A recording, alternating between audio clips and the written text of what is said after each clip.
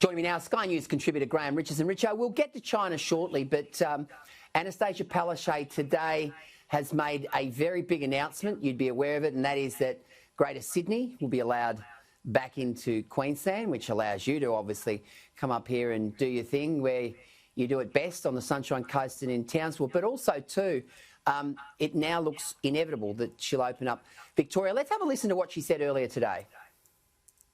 We will always listen to the AHPPC advice and the advice of Dr. Young. It absolutely depends, but you would have seen in South Australia how seriously they immediately took that outbreak and the restrictions they put in place. So there are so many variables here. Each particular case has got to be looked at on its merits and work out what the risk is to Queensland. Richo, big boost for tourism, isn't it? It is, and it's probably a bit overdue. Anastasia's a mate of mine, but I think this has been a little overplayed. But you can bet your life it's not won her any enemies in Queensland. Her actions have been extremely popular. As far as they're concerned in Queensland, she's been keeping those diseased southerners out of the way, and they all like that idea. Well, they certainly do. There's no doubt it won under the election, Richo. Palaszczuk's pensioners, as they've been termed, you know, in places like Bribie Island and Caloundra and, of course, some of those places around Hervey Bay, they really embraced Annastacia because of that particular policy. So good news on that front. Let's talk about China. Let's talk a little bit about Scott Morrison's speech last night, which I thought was interesting. Let's have a little listen to what he had to say. Our actions are wrongly seen and interpreted by some only through the lens of the strategic competition between China and the United States. It's as if Australia does not have its own unique interests or its own views as an independent sovereign state. Now, this is just false. And worse, it needlessly deteriorates relationships.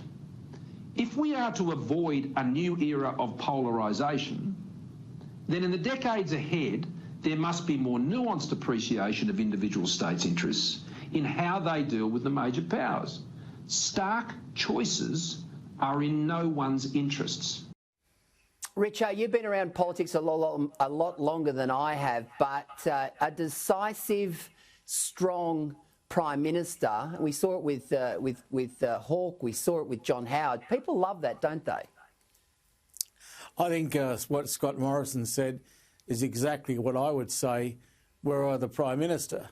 But that having been said, the reality is every day we choose China as a trade partner and we remain aligned defensively to the United States. And neither of those things can change. We will choose each one for each purpose, and we'll do that forever.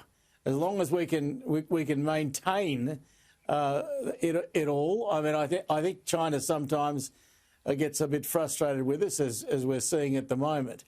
But Australia's got to stay true to itself, so it stays true to ANZUS, as it should.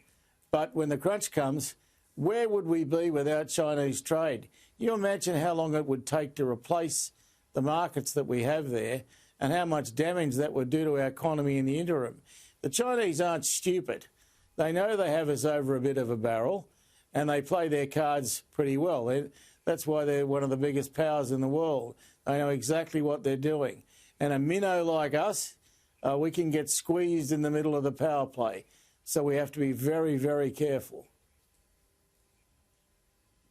Richo, Paul Keating, there's been a lot of argy-bargy about whether the 12%, superannuation imposition should be introduced. It's currently 9.5%. Keating came out last night and said that the government was trying to kill superannuation, which I think is a little bit of an overreaction. I don't think they're trying to kill superannuation, but clearly they're thinking that the money is better off in people's pockets over the next few years than being put into super.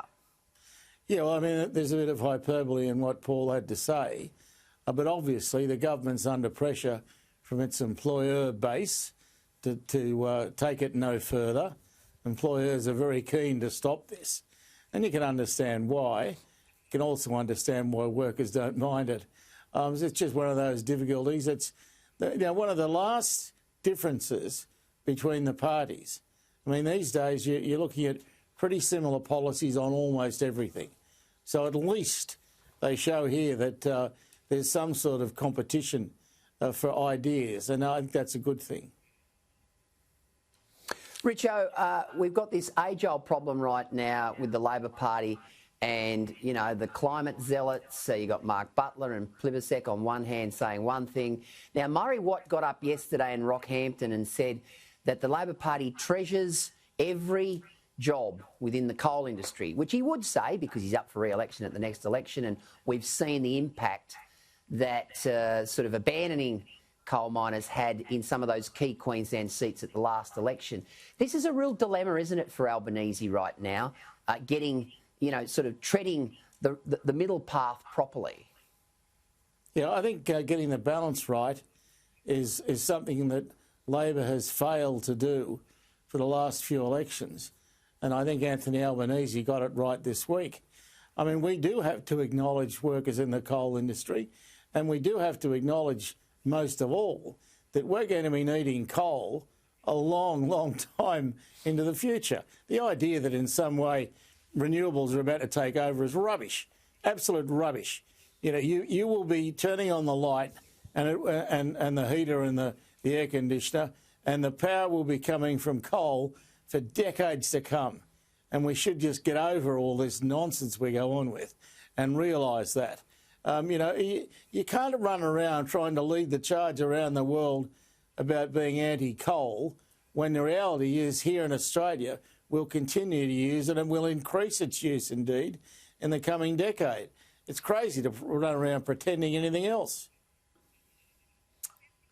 Well, Richo, it's interesting because 55,000 jobs directly related to coal just in Queensland, which is about the population of Hervey Bay, and something like 325,000 indirect jobs, which is the population of the Sunshine Coast. So it gives you an idea of what we're talking about here. Before we go, Richo, Trump, he hasn't conceded, but he's basically said in the last 12 hours in a tweet that he will allow the start of the transition process for Biden to become president. Finally, sanity starting to prevail. Well, I think, you know, that's the first step in concession. But what he has proven really is, I think, what a lot of us suspected all along. The bloke's a big sook. He couldn't take it. You know, you have to be able to take defeat. One thing about politics is you don't always win. And when the day comes that you lose, you have to be able to stand up, take it on the chin and act responsibly. He just has not been able to do that. He's completely failed at it. And that's because this guy can't handle the thought even that he lost, let alone accept the reality. Graham Richardson, always great to see you, mate. Take care. Good on you, mate. Thank you.